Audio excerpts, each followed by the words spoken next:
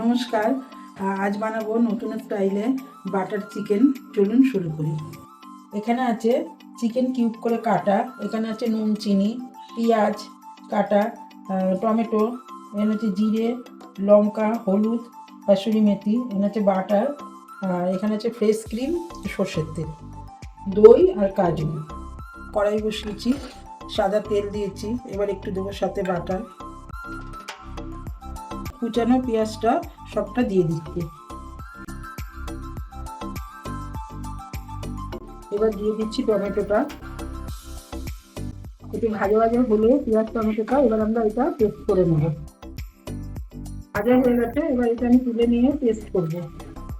কড়াই একটু কাজুটাও ভেজে নিচ্ছি। পেঁয়াজ টমেটোর বেরেস্তাটা ভেজে নিয়ে পেস্ট করে নিয়েছি, এবার আমি জুসটা ছেঁকে নেব। দই আর কাজুটা পেস্ট করে নেব। কড়াইয়ে একটু সর্ষের তেল দিলাম,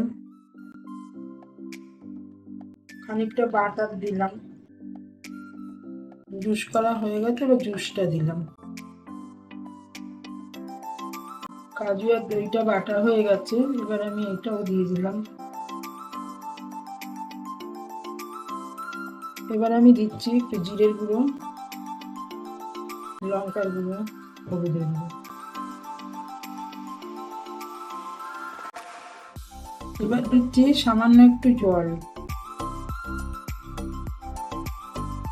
এবার কি করে কেটে রাখা চিকেনটা দিয়ে দিচ্ছি।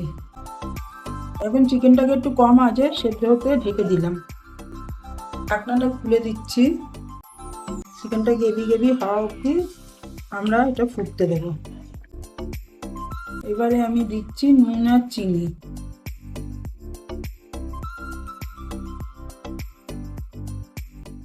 এবারে দিচ্ছি কসুরি মেথি। এবার দিয়ে দিচ্ছি বাটার। এবার দিচ্ছি আমি ফ্রেশ ক্রিম। এবারে হয়ে গেছে, এবার আমি নামিয়ে নেব।